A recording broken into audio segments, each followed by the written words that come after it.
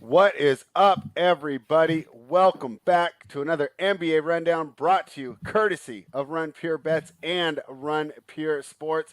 We got a light slate today, but we will be digging in and providing deep analysis. I got Tyler and Title with me, TNT Winners Factory. Tyler, how you feeling today? I'm good. We got 4 games to break down. We just got some winners to find. I love it. Title, how you been? Glad to have you back. Yeah, it's nice hopping back on, talking basketball. A lot going on right now in the sports world. We got MLB, early Maine, got MMA, we got golf. But basketball is still going on. Basketball is one of my favorite sports. Excited to dive into this slate and see if we can find some winners. Yeah, and I love that you're working hard and not getting distracted by the other sports. I think this is a lot of the time where we're kind of grinding, spinning our wheels, maybe even putting up weeks where, we're juicing out or whatever. But watching the games, watching this teammates' involvement, seeing the different lineups, it's going to help in our playoff handicapping so much. So sometimes I think that there is an extra value to just being on the grind every day. And I appreciate all the work that you're doing over there at Run Pure Sports, finding those winners and putting out those great cores for the people. So the winners is what the people want, and that's what we're here to provide. Let's jump into the first game. And this, I told you guys right before we went on, it's a tough game to handicap, right? With this injury report being the way it is, and of course, I'm talking about the Milwaukee Bucks heading down to Atlanta to take on the Hawks. Bucks are 34 and 20. Hawks are 30 and 25. So not a ton of playoff implications here as far as the individual matchup, but of course, both teams would like the win. So basically, Giannis is questionable. Trey's questionable. Who was the other big one? Gallinari. Gallinari is Yeah. questionable. So I think this is a tough game to handicap right now. But why don't we just go through, give our basic thoughts? Right now, this -4 indicates that they think that Trey's going to play, and they think that Giannis isn't going to play. But I'll tell you what, I've expected Trey to play the last couple nights. He must really be hurt. We'll start with you, Title. How are you approaching this game? And do you think that we will see Trey Young? Yeah, this is a really tough game to break down. Like you said, the number feels like Trey Young's going to play, Giannis isn't going to play. If any of that didn't happen, if Trey sat out, Giannis sat out, I like the Bucks in this spot at -4. If Giannis is in, this -4 number is way too low for me. Mm-hmm. But if Trey Young is in and Giannis is out, the number's right. We talked about it pre-show how the Hawks have been playing a lot better as of late. They've been playing more defense. Bogdanovich has really became the player that they thought they had when they did pick him up. He's just been absolutely crushing it. He can score when the guys are out. So Trey Young, him missing isn't as big of a loss when they have guys like Bogdanovich stepping up, scoring well. Capella's been playing really good. I don't have too strong of a lean with so many uncertainties in this game. If I had to pick a side, it still would be the Bucks at -4. Middleton's looking a lot better as of late. Drew Holiday's absolutely killing it. Bobby Portis is a stud. The Bucks are coming together, playing faster, playing better offense. So if I had to pick a side, it would be that. But so many uncertainties, I'm not going to go. I'm not going to place a bet right now on any of it. Well, I love that you at least gave a lean on this one. I think this is tough to find a spot with the limited information we have. And I also think you made a great point about Bogdanovich. I think that was one of the main things McMillan's done is we can look at like what we've seen watching the tape, watching the games. Number one, the commitment to defense and the defensive schemes just seem to be stronger, and he's quicker to give you the hook if you're not giving the effort out there. And number two, under Pierce, I think Bogdanovich was a catch and shoot guy, right? Just a spot up guy, right? Now McMillan's allowed him to take more of the creator role that he had in Sacramento and take a little pressure off the rest of the offense there. I think it's worked wonders, for the offense as a whole and for Bogdanovich personally. So, boy, great insight there, Tyler. What are you thinking of this game? Are you gonna be strong and take a stand here, just like Title did? On the side, no, because all the uncertainties, just like he said, with Giannis out, maybe Trey Young, maybe Gallo. But I mean, even if we lose all three of them, one spot I still like is the over here. I mean, Okay. Milwaukee's been pushing it. We know Atlanta's been playing a lot tougher defense. Mm-hmm. But if Milwaukee can get them playing up pace with the shooters Atlanta has, this score is just going to keep getting higher and higher. I could see both of these teams maybe touching 120 here. All right. That could be interesting. We'll look at the games recently on the Atlanta game logs. Atlanta, they went under against Toronto. They went under against Charlotte, over against Chicago, over against Memphis. So they've been 2-2 in their last couple ones. Milwaukee has gone 2-2 in their last 4. So this number seems good to me on the total, but I like that you took a stand there. 230 seems high, right? But that's a pace-based play, I would assume. Yeah. Right? Yeah. Yeah, it's all. I think it's more on the pace, and I think Milwaukee's going to get Atlanta playing a little faster tonight. All right. Title. So basically, if Trey's ruled out, are we all over some Atlanta Hawks tonight at these prices? Yeah, I'm going right back to Bogdanovich in this matchup in DFS. Played him last week or last matchup too. He's always a better play on FanDuel just because you have to play 2 small forwards over there. Usually small forwards, one of the weaker positions we've seen this year in DFS. So 7,200, I like plugging him in. But even if Trae Young's out again on DraftKings, I'll still look at him on DraftKings at 7,200. He's always lower owned because there's dual position eligibility. It's easier to fit in more stars and scrubs, different stuff like that. But how do you not like him on a 4-game slate when he's been the whole offense really when Trae Young's out? So going right back to him for sure. And I like Capella in this matchup a lot too.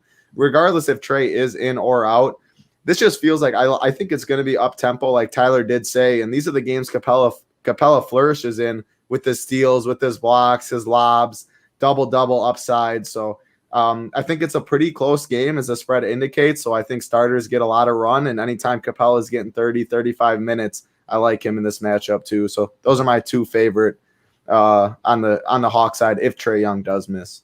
All right, I love it. I think that's some great stuff here. And since we got a little extra time with only 4 games, we can go a little bit deeper on these teams. So I'll start with you, Title, on this question. What is your playoff projections for both these teams? Maybe start with Milwaukee and then give us Atlanta. Like, how do you see these teams going into the playoffs? And like I talked about earlier, doing these tough handicaps now, like maybe what is something that we would be looking at tonight that might portend some playoff success for either of these teams? Yeah, so I'm obviously a really big Bucks fan, but I don't think they're title contenders right now, if I'm being honest with you. The NBA is just so top heavy. It's crazy. Like, you have to go through the Nets. I mean, we just saw what Kyrie did yesterday without Harden and Durant, and you can argue Kyrie's the 3rd option on that Nets team. He is. Yeah, he is, because that shows how good Durant. But Kyrie's as good as anybody when he's on the court and wants to play the game. So in the East, both these teams, it's going to be very hard for them. I think the Hawks are probably a 1st-round exit. Trae Young in the playoffs, you can go after Trae Young in the defensive end. He's a defensive liability. Drew Holiday could take him in the post anytime. Trae Young needs to have his shot on. This Hawks team they're just not playoff ready yet in the East, I don't think. I think they're a 1st-round exit. And then for the Bucks, they can be upset any round, which is a scary thing. I hate saying it. I think Drew Holiday is a very, very big boost to this team that we haven't seen last year with Bledsoe. So I think they probably avoid the 1st-round exit, maybe even the 2nd round. But I think it's the Nets. I think they're going to get there. They're too tough. Milwaukee, when your best player shoots 60% from the free throw line, can't make a 3 really. It's tough to win in the playoffs.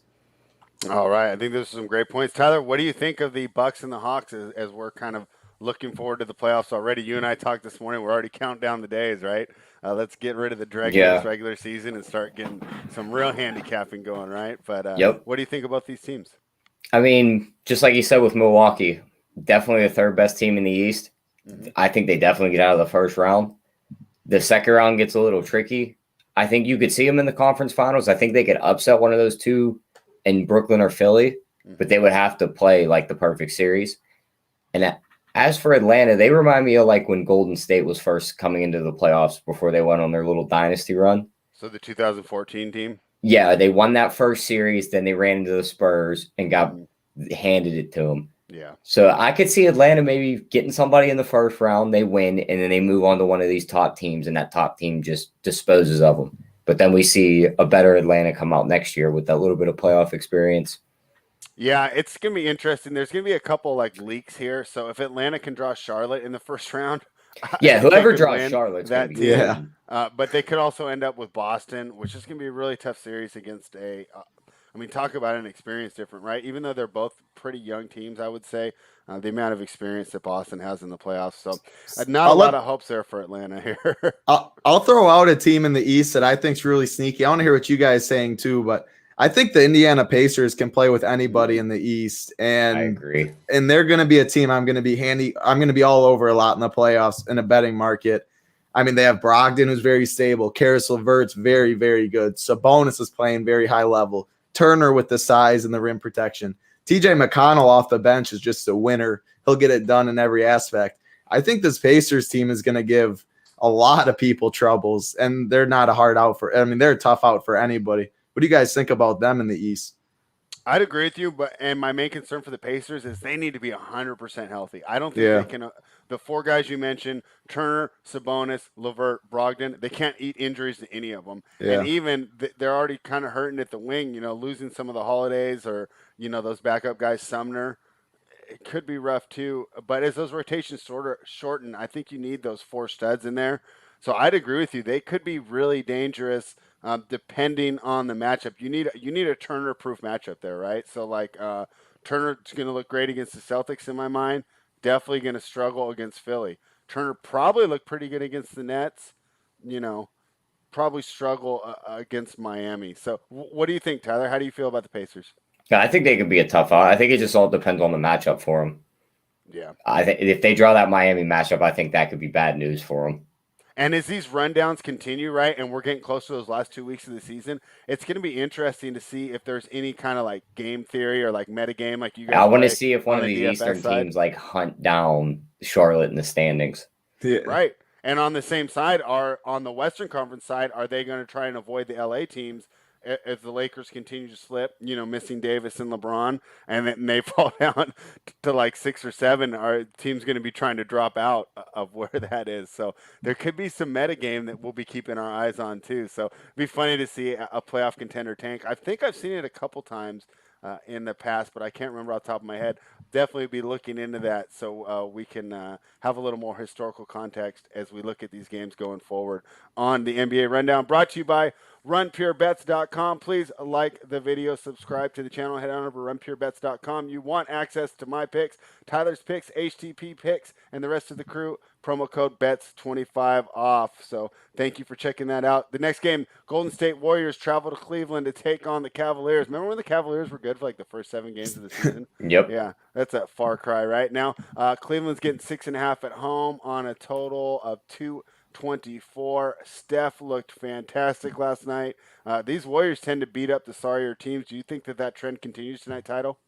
Yeah, I do. I like the Warriors a lot in this spot. Colin Sexton's also questionable. If he misses again, this team just gets worse and worse. Yeah. This Cavs team isn't good. They're just not. They're not playing for a lot either. Warriors team's looking a lot better, and they have stuff to play for. They're trying to win.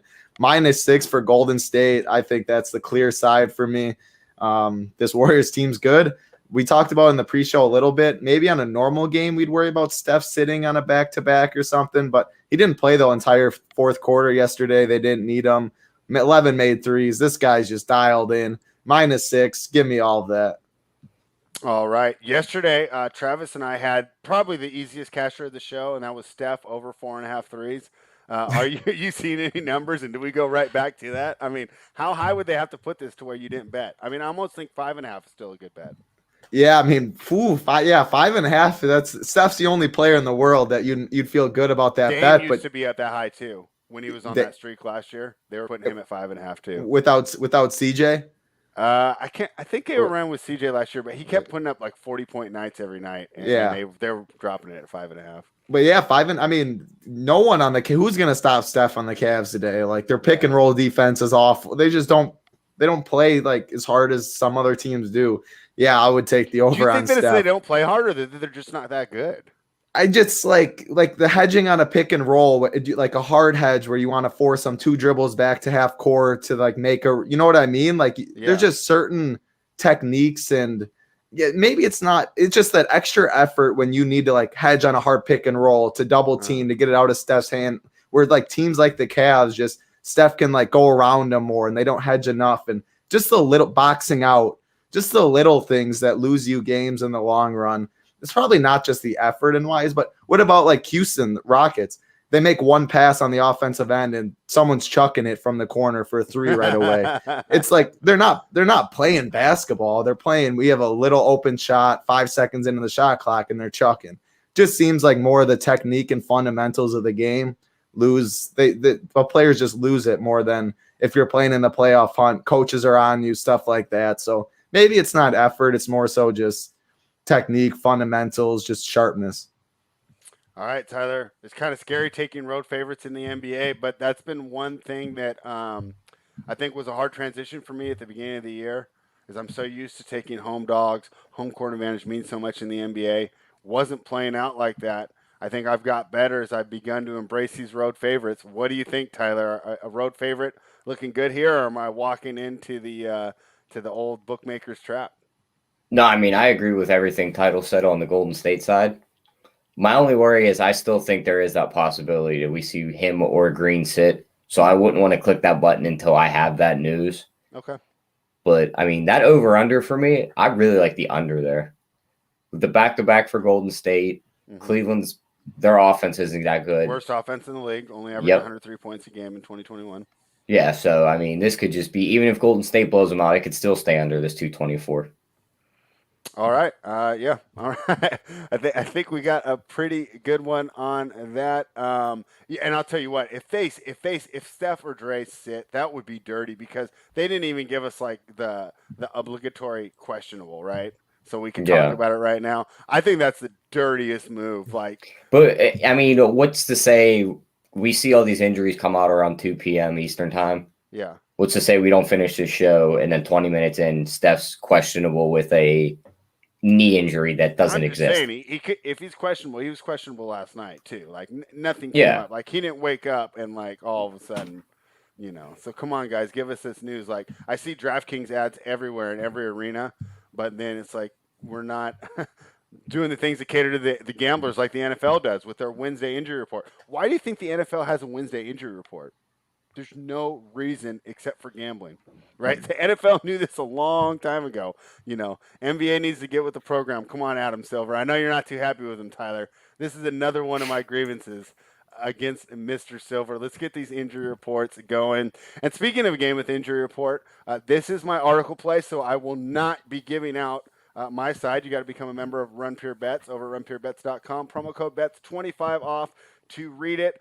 But the great thing about this game, and the reason I chose to write about it, Title, is I don't think we're going to get sniped with injury news. I think that we can properly handicap it right now and have a reasonable expectation of who the lineups and who the rotations are. I'm talking about the Boston Celtics, who are 29, 26, 27, and 28 against the spread, heading to Los Angeles to take on the Lakers, who are 34 and 21, 27 and 28 against the spread. Title, I had written doom for the Lakers when they lost their two top players. I thought they were going to lose close to every game. Don't look now. They had a road trip where they went 4-3. They're doing okay with the backups. How are you approaching this game?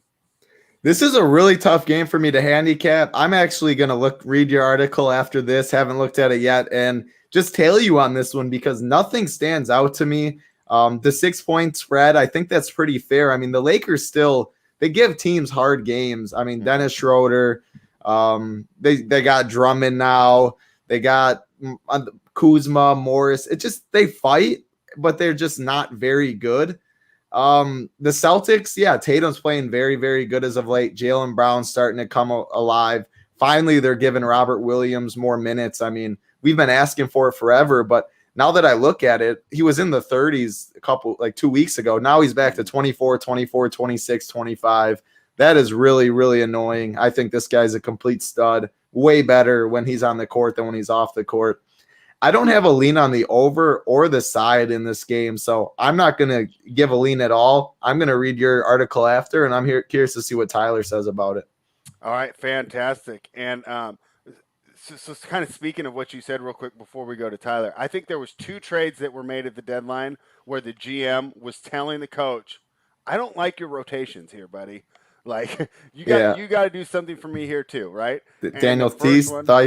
Tice, yeah, because Ainge is sitting here like, okay, we've reached our ceiling with Tice. Williams is the future. He's the guy I drafted. We need to develop him. And if you're going to just not give him any minutes, I'm going to force you to give him minutes. Yeah. And I think the other one was Orlando waiving Kem Birch, and then it sucked because Mo Bamba gets hurt 2 days later. Yeah. But they were just like, Bamba's never going to get any minutes because Clifford loved Kem Birch. So that was another move where I just think the GM was like, okay, this might make our team worse in the short run, but hey, I got to get my coach to start playing these guys to develop them, right? Like, and he's still not playing. GM. He's still not playing Mo Bamba. He's only Mo Bamba against Mo the Bamba Bucks. got hurt like 2 games right after that happened.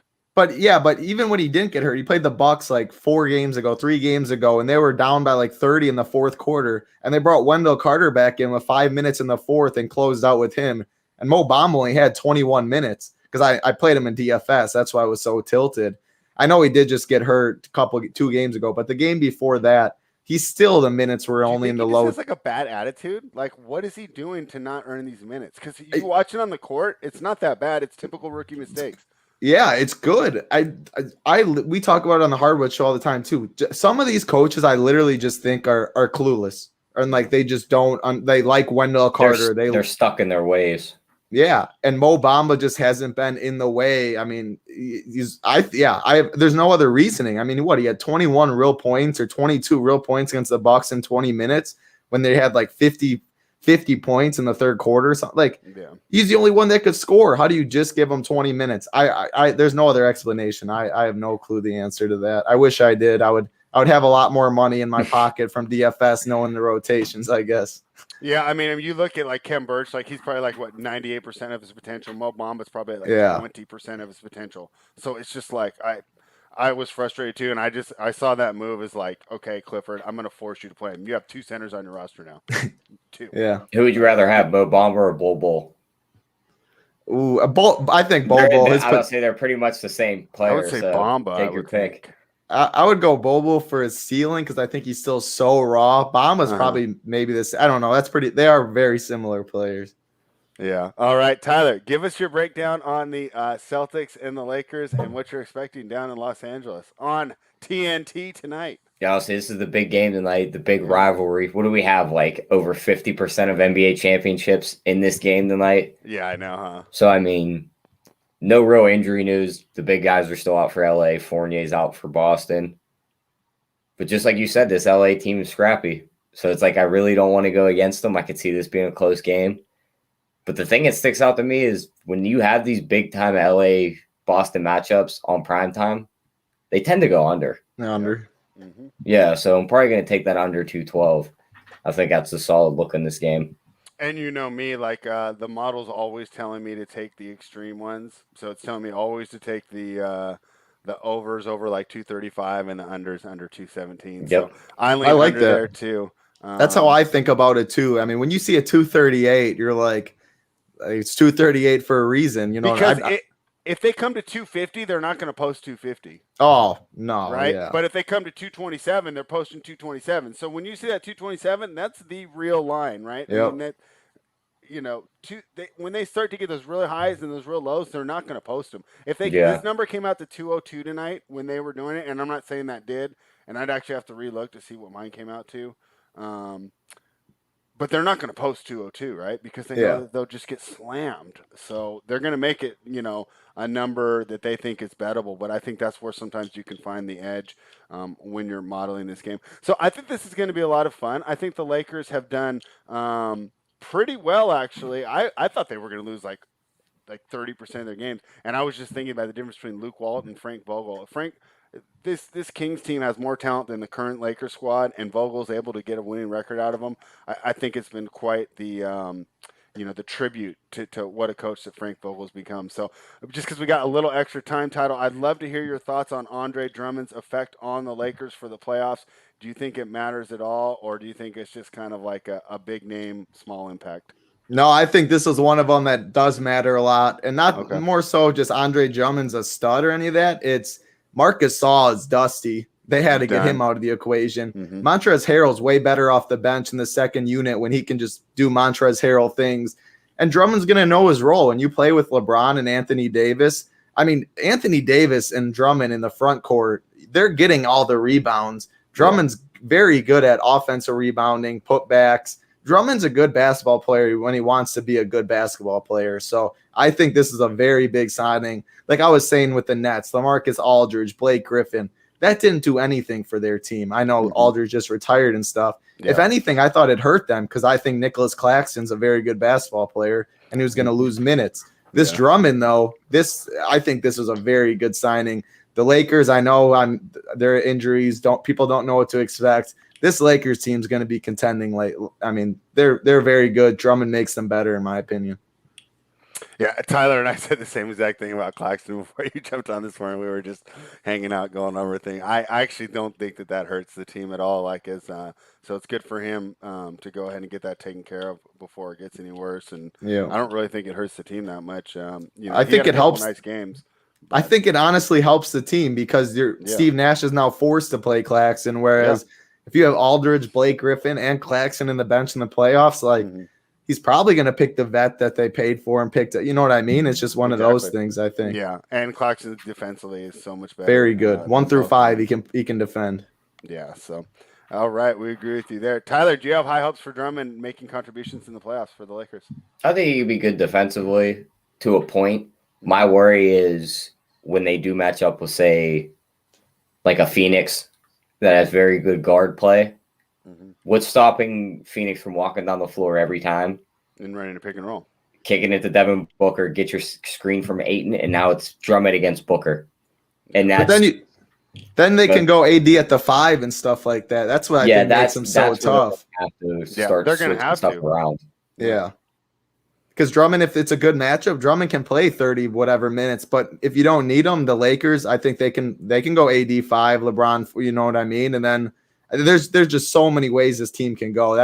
But it's definitely a good point. He can be a liability and be picked on, as we've seen in the past. That's my only worry is they go through the first 2 series with them 30 minutes a game. They're crushing. Then they run into that one series where it's like, all right, now we got to bench this guy. Yeah. And they're stuck in their ways right now, and it takes too long. Yeah, I think there's 2 series where Drummond really helps, and that's Denver.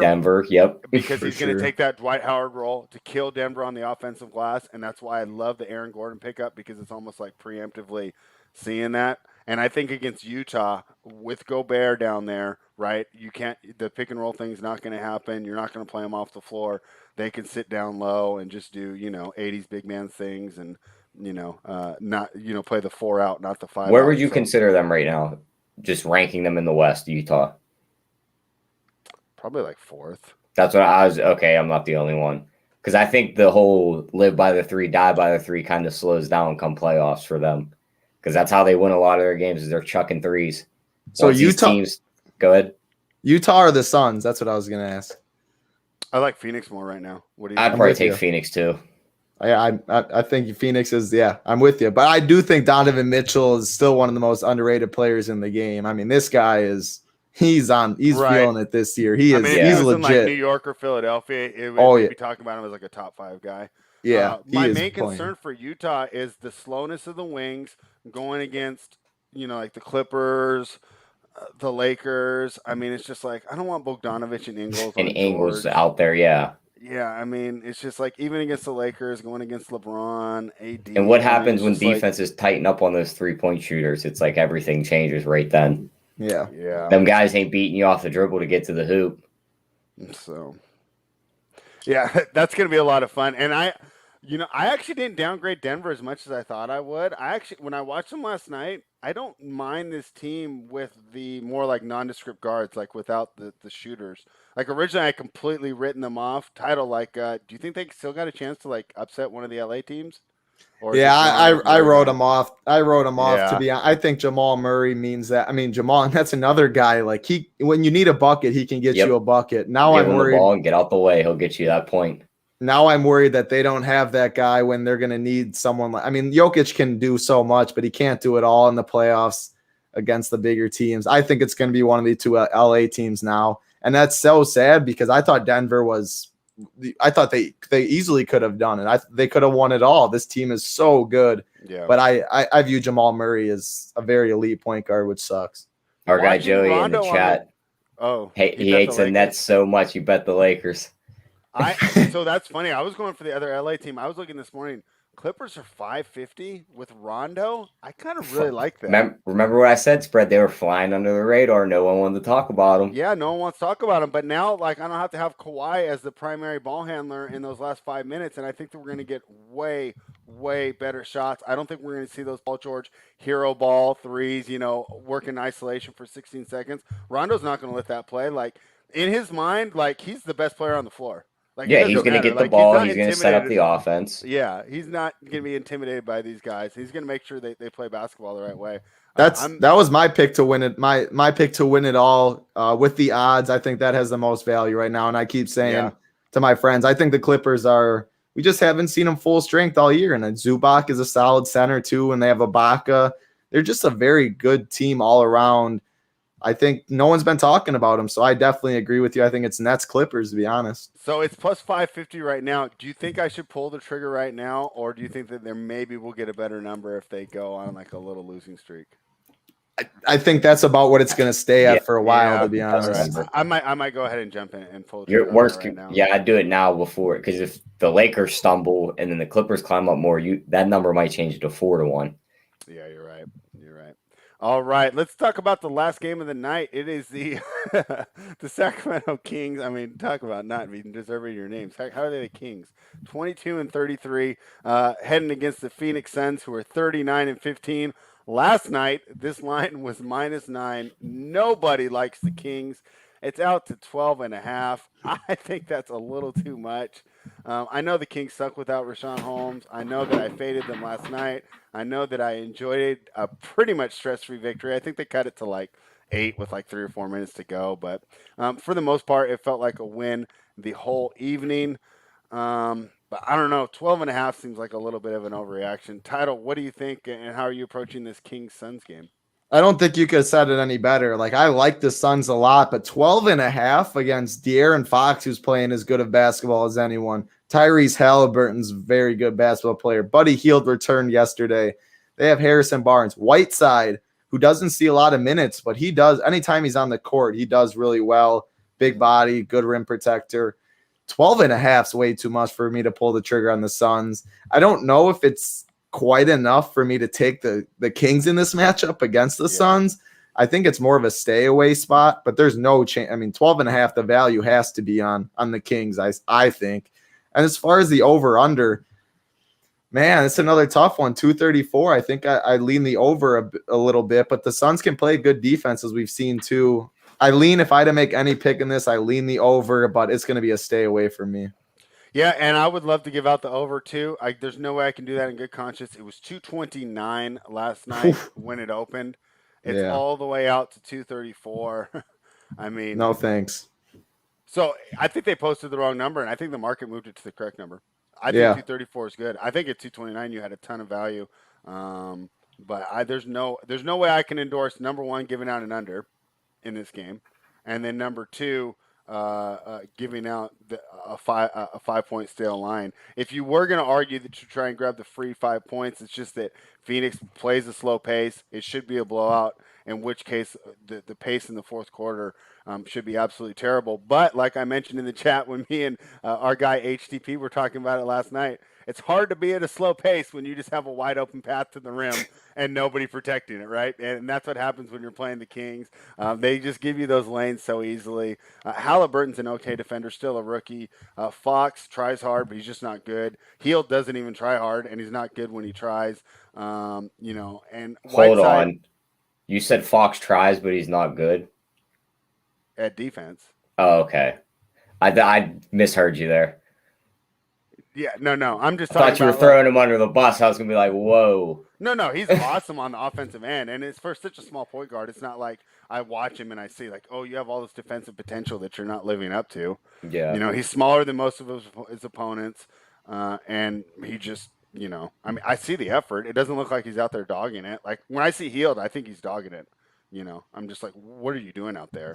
He never rubbed me as a defender, even in his college days. Oh yeah, no, and the thing is, he only shoots threes. He doesn't shoot twos. That's what he did in college too. And he doesn't chuck get threes. Rebounds. Yeah, I mean it's just an absolute terrible contract.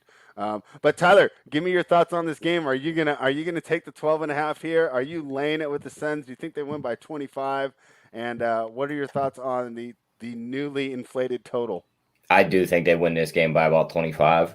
I think you see Sacramento come out, play no defense. And then this Phoenix team, even though they're second in the West, it's a Chris Paul led team. You're going to get effort out of them tonight. Yeah. I think they scored 120 easily. And I think this is another game where you see the tanking team kind of give up late and the lead just increases at that point to where we're looking at maybe like a 30 to even a 40-point blowout at the end of the night. Oh, so Tyler likes the alternate spreads, huh? That's like Big T. Yeah, take all the alt spread. Take all of them. All right. That is a fantastic breakdown here. I'll let you. I'm considering taking the 12.5. So let's say I do though, right? There's no even reason to do it right now. No money's coming in on Sacramento, right? I mean, I might get like a 13 or 13.5 tonight. And you wait because we know the Suns are so good in the first quarter. You can get plus 20 by the end of the first quarter. Oh, cool! And I'll be on the live show tonight too, so that could be that could be a definite target for us. And if you guys want to be a part of that live show, head on over to runpurebets.com, sign up. Promo code BETS25 off. Not only do you get access to all the sheet plays, the Discord, the article plays, you will get access to the Sports Keg CEO's live betting show, best live betting show in the industry. Tonight we'll be tackling the NBA. Tomorrow night, I think, is there trucks tomorrow night? I know he does trucks Friday, MMA on Saturday, NASCAR on Sunday. They're all winners. If you don't even have time to be watching all the shows, you become a member of runpurebets.com. The plays get sent to your Discord. For example, on Sunday, I'm out there barbecuing, having a great time. I get a little message. Hey, bet Martin Truex, plus 600. Run over to the computer, make the bet, go right back outside in the sunshine. Come back in a couple hours later, got money in the account. That's the great part about being a member of runpurebets.com. So please head on over and check out everything we have to offer. Andrew Gardner makes a great point. We've had great free picks the last few days. And that is the time that we are at right now. It's Best Bets title. We've been on a roll this week, so a little bit of pressure here. But I've seen you play. I've seen you ball. Nice step back. I know that the pressure does not bother you. You're ready to step up and give out a winner. Let's hear it. What's your best bet today? Side, total, or prop? Yeah, you guys have been absolutely crushing it, tailing it all. Keep up the good work. Everyone on the show is just winners, winners, winners. So hopefully that can continue today. And I like what I got. Warriors minus 6.5 today is my favorite bet. The Cavs aren't good, and Colin Sexton, their best scorer, is also questionable. If he gets downgraded, I think this should be a 10-point spread. I think there's a lot of value on this line. I expect Steph to play because he didn't play all fourth quarter in the blowout. Again, if he does get ruled out, Tyler has a little concern. I don't like it as much, but give me the Warriors minus 6.5 against this bad Cavs team. And Tyler, just to be clear, are we betting on the Warriors, or are we simply just betting against the Cavaliers here? To be honest, I'm betting a little both ways. This Warriors team hasn't impressed me more as of late. More so, though, I'm betting against the Cavs. Yeah, that when I look at it, too, this more feels like I'm just betting against the Cavaliers. But Steph's turning it on. I mean, he's in another world right now. When Steph gets hot, I won't fade.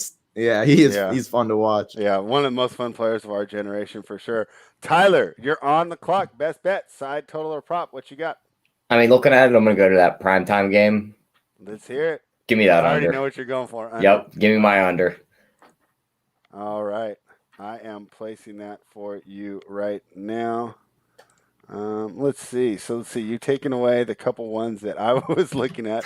You took away the only two that I've placed. I'm not going to give out the article play. What did I bet anything else today? Not yet. Oh, boy, slim pickings. Real quick, Tyler, can you pull up a Steph Curry threes for me? Yeah, here, I'll pull it up now for you. I might just go back to that one. It's 5.5 plus 115 on the over. A DraftKings Sportsbook. No, that dreaded 5.5. Here, I'll check FanDuel and see if we can get a 4.5. Yeah, and I'll look over the rest of the games here. If we're gonna get a 4.5, though, it's gonna be juiced. And Tyler, you said you like the Bucks here, even if Giannis doesn't play. If Giannis and Trey are out, I still do like the Bucks in the spot. I mean, what Goodwin's running the point for Drew Holiday should eat him up there. Middleton's looked a lot better as of late. Dante Di Vincenzo's playing good basketball. The Bucks seem to have been turning around a little more at the helm of Drew and Middleton. So I think 4 is too low if both of them are out. If Trey's in and Giannis is out, then I don't love going there. I know. I almost want to give that play out right now, but I would just hate to get banged by injury news. The thing is, I think Giannis. Yeah, I don't have too much of a lean. I guess he's been out for. It feels like so long. He's been questionable. Yeah. I mean, they rested him yesterday in the earlier game too. Feels like they could be saving him for this game, but the line doesn't think so at all. I mean, 4 with Giannis for the Hawks. Yeah. I don't know when their next game is. 2 days. It's not going to be a tiebreaker scenario, right? I don't think the Hawks catch the 5 games there in the standings. So to them, it's just a win or a loss. So I guess it depends how much Giannis is really hurt at the end of the day, and I don't know if we know that answer. Yeah, I think for both players, right? For Trey, I'm surprised that he's sitting out too. And I was telling Travis, I said, dude, is this an abundance of caution or is he really hurt? Because I need to know this, and I'm not getting any good information there. Tyler, did you find anything for me on that? Yeah, it's 5.5 on FanDuel. His points prop is 33.5 too. Wow. All right, I'm just gonna have to take the Kings then. Our guy Joey's giving out a winner in the chat. You can throw it on the screen. All right. I can't. This isn't going to be my official NBA player today, Joey. But for everyone in the chat that wants extra winners, my guy Joey Work's been on fire. Another one. I haven't been watching the games, just betting the plays and checking out the money in my account. So thank you, Joey, for that. And I always love to bet on my A's. My official play is going to be the Sacramento Kings plus 12.5. I just think the line movement's too much. Even watching last night, it was almost like I was talking about Fox's defense.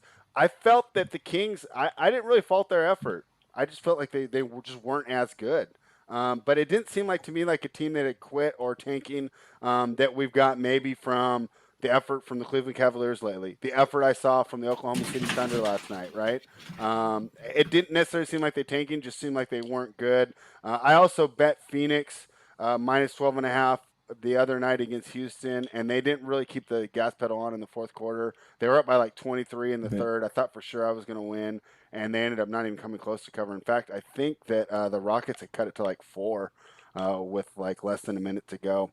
So don't necessarily trust the Suns to cover by margin. So I'm taking the Kings plus 12.5. Title. I loved hanging out with you today, buddy. Thanks for coming on. Do you got anything else for us? Like maybe places that they can see you, the stuff that you're working on right now going into the weekend over at runpuresports.com. Yeah, it was fun hopping on. Always love getting on. I'll be on the MLB show today, 3:45 Eastern on YouTube, Swing for the Fences. That's a free one. I do the NBA shows Sunday, Monday, Wednesday, and then MLB Tuesday, Thursday. Playing both sports, always having fun with it. And then MMA, I'm always working on playbook and core plays I have up every Friday night, Saturday. So we'll be working on that, tuning into all these shows. And, hey, it's fun hopping on. You guys have been very successful. Hopefully it keeps continues with the 3-0 today. Keep giving up the good work. If you haven't checked it out, Run Pure Bets, Run Pure Sports. There's a promo going on. I think it's bets 20. If you sign up for the DFS side, you get the bet side for free. Or what did you say earlier? Bets 25, you get 25% off is if you're just going to be the bet side, right? Yeah, just for the bet side. And I think yours is bets 20, I believe, is it? Then you get the run like free bets or maybe bets. That's it. Joey's got it in the promo code Get Bets. Yep, Get Bets is then I knew it was something like catchy. Yeah. Get Bets, Run Pure Sport, the $80 a month, or you can do the weekly, and then you get the bets on the side. And if you've done that in the past, I mean, the bets has paid off the whole subscription in one day. So keep up the good work. Great time of year, basketball, baseball, MMA, golf, you name it, it's going on. Fun time to be a sports fan. Thanks for having me on. The show is always something to watch, and it helps you play. If you just play DFS or you just bet, it's nice to know about the betting perspective, over, under. It's a lot of good information in here, so keep up the good work. Yeah, we always talk about how correlated it is, and I mean, just 2 simple things. Number 1, blowout potential, right? So we talk about like tonight on the Kings-Suns game, right? If you're leading with me, you think the Kings keep it close, you feel safe rostering those guys, right? Yep. Say you've been riding with Tyler for a little while, and you're down for Tyler's picks. You might stay away because Tyler thinks this could be a 30-point win, right?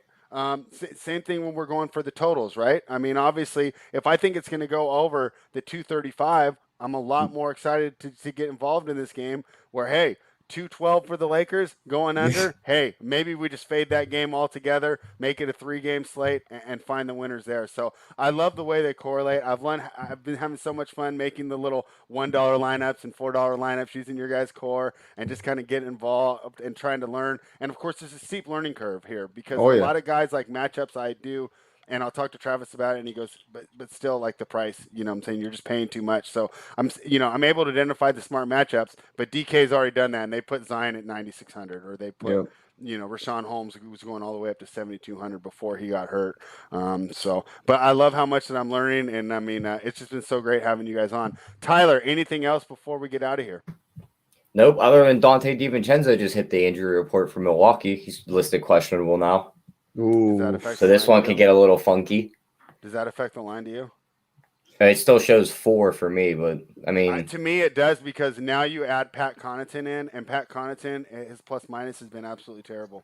He's just, And Dante's playing really good too. Dante's playing really well, and Pat Connaughton, I'll be honest, I think that he's really struggling to prove that he's a role player on any NBA team, even the Pistons, the Cavaliers, let alone a title contender. He shouldn't be getting minutes. I think that injury actually means more than we would originally look, and that's a lot of time, almost like backup quarterback. Well, if you got a great backup, doesn't matter if you're missing your starter, but when the drop off is this severe, He should have I didn't give out the Bucks. Should have stuck with baseball.